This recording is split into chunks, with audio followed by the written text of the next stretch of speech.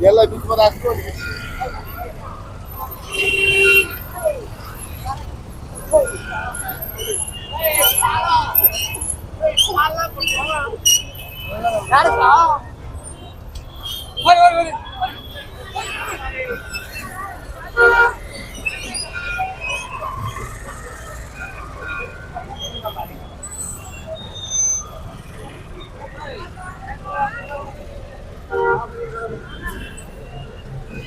ल साथीहरु म चाहिँ तपाईहरुलाई यहाँबाट देखाउने कोसिस गर्नेछु है।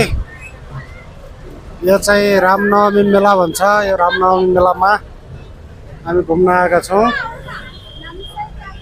यहाँको दृश्य चाहिँ यस्तो छ। यो चाहिँ मन्दिर हो। यो मन्दिरमा आज विशेष पूजा पाठ हुन्छ अनि तपाईहरु देख्न सक्नुहुन्छ यहाँ धेरै भिडभाड टाइपको छ हैन।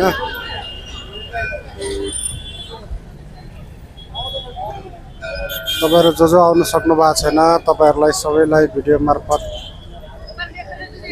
दर्शन पनि गर्नु होला यो मेलाको अनि त्यसपछि रमाइलो पनि गर्नु होला, इन्जोय गर्नु होला है।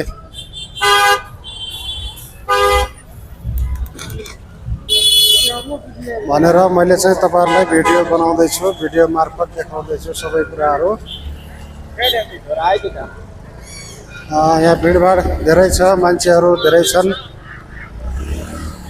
त्यही भएर यहाँ अब आइटमहरु तपाईहरु पनि देख्न सक्नुहुन्छ, खाने आइटमहरु सबै कुराहरु हैन। अनि त्यसपछि यहाँ बच्चाहरुको खेलौना पनि एकदम सस्तो सस्तो पाउँछ। 50 रुपैयाँमा, 100 रुपैयाँमा है, 150 मा हेरी पाउन सक्नुहुन्छ। यहाँ चाहिँ यो प्रत्येक वर्षमा लाग्ने गर्छ यो मेला।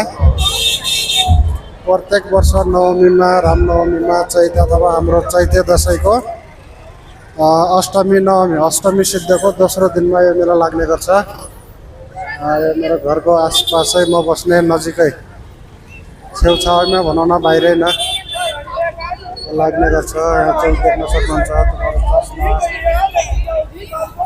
सबै कुराहरु देख्न सक्नुहुन्छ।